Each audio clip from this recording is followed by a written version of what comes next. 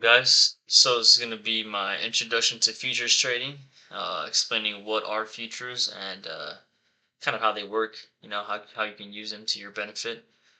So first things first, what is futures? Futures is buying or selling commodities, ETFs, index funds, stocks, sectors, etc. at a future date at a predetermined price. Now I know that could be a little bit of a tongue twister, or it could be a little bit confusing, but the best way that I can break it down is you're trading a certain price for a future price. So let's say you're hoping that price is going to go up, right? Let's say you're trading gold, right? Let's say you're trading gold and you're hoping the price is going to start to go up. You go ahead and enter a trade, you press buy, right? And then you wait and see if price gets to your target point, and then that's when you sell. So you're pretty much selling or buying, so you can make money with it going down or with it going up. So that's the beauty of futures, is you don't just make money when the stock or whatever it is that you're trading is going up, right? You can make money if it's going down. If you think it's going to go down, you can go ahead and enter shorts, which is selling, and then you can go ahead and exit at the target price that you desire for a benefit of however many points, right? That's what you target, right? The dollar amount is points in this instant. We're targeting points. It's a dollar amount, but in futures, we call it points. So what are the most common tickers that futures traders trade?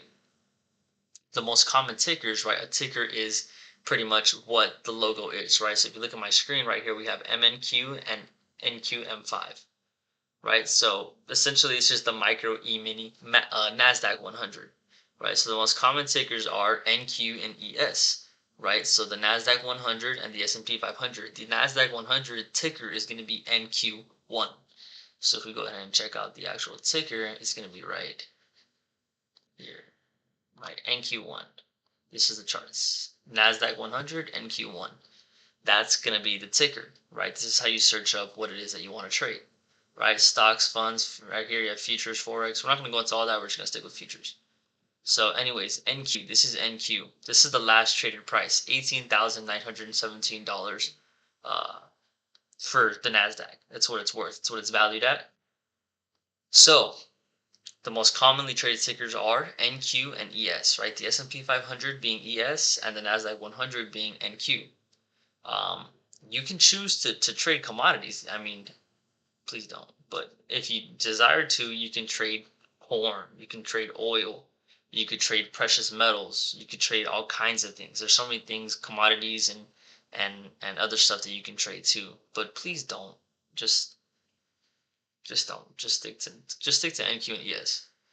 Um, So I don't want to make this video too long, but I'm just going to continue to pretty much explain what it is. So how do you trade NQ1 or ES1, which is the ticker, right? It's just basically NQ or ES, right? So if we check out NQ, the last traded price is 18,916. If we look at ES, which is the S&P 500 up here, last traded price is 5,439. So this is how you could use the point system, which right here says USD.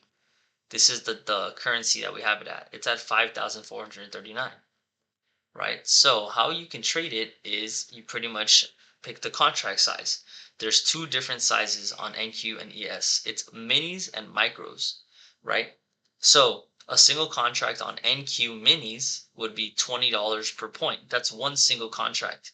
Now, you can trade a smaller contract per point. You can trade NQ micros, right? So you can trade micros. Micros is $2 per point on NQ. So it's literally 10% of what in a mini is. So picture this, a micro is 10% of a mini. You can do multiple micros, right? One mini is $20 per point. If you do three minis, that's $60 per point. You see how that can get pretty expensive? And if you want to do NQ micros, if you don't want to trade, hey, I don't want to do $2 per point. You can do $6 per point. That's three contracts. So you have to trade on NQ micros for three contracts, right? See where I'm going here? So if you, let's say you want to do $10 per point, let's say 20 bucks per point is too expensive. Let's say you want to do $10 per point. That means you'd have to do five micros on NQ. 5 times $2 per point, right? So that would be $10 per point.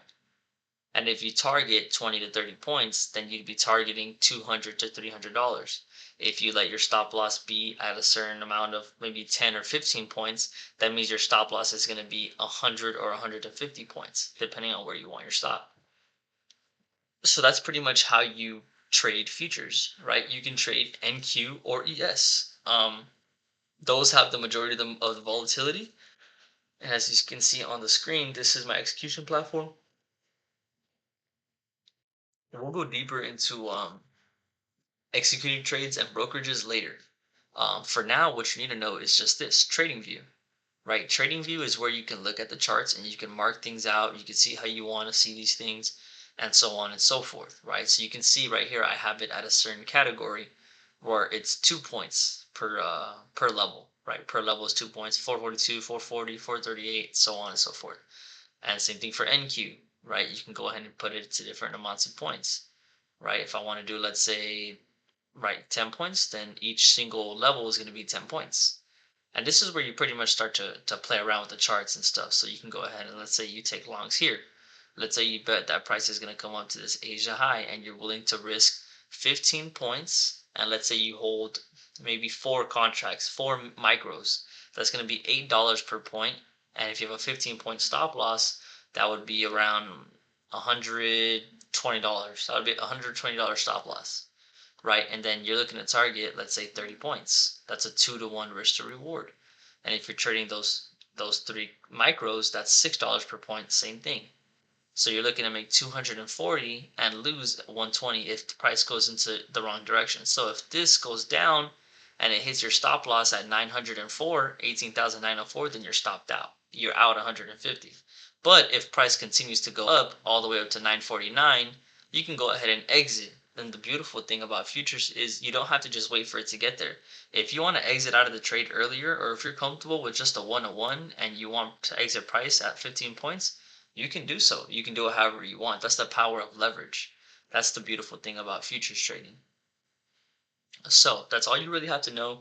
There's 2 main tickers, 2 main things that you want to trade: NQ and ES, NASDAQ and S&P 500. You can trade minis or micros. Do not trade minis when you're starting out. You have no idea how much money that is. If you're targeting something as small as 20 points and you're doing 1 mini, that's $400 for 20 points. And if you lose 10 points, that's $100. I mean, yeah, $100. No, 200. Right? If you win that 20-point trade, that's 400. If you lose that trade at 20 points, that's 400. It's a lot of money versus you trading micros. Let's say you do 2 micros, that's $4 per point. Sure, your money's not going to be as big, but your losses aren't going to be as big. And as a beginner trader, you're going to incur a lot of losses trying to figure out your strategy, trying to figure out risk management, trying to figure out your psychology.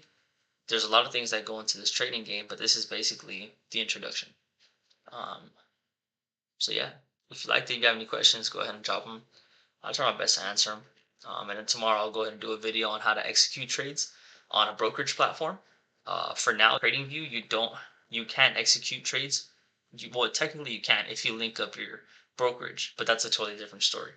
TradingView, you just want to use to mark out your levels and mark out your charts, and your brokerage is where you execute. So tomorrow we'll go into depth on executing trades and how you can find brokerages, and then I'll also be explaining prop firms and how to use funded accounts to capitalize on your accounts, capitalize on your money. So yeah, I hope you guys enjoyed. If you guys have any questions, go ahead and drop them in the comments. If not, I'm gonna knock the fuck out. Lights.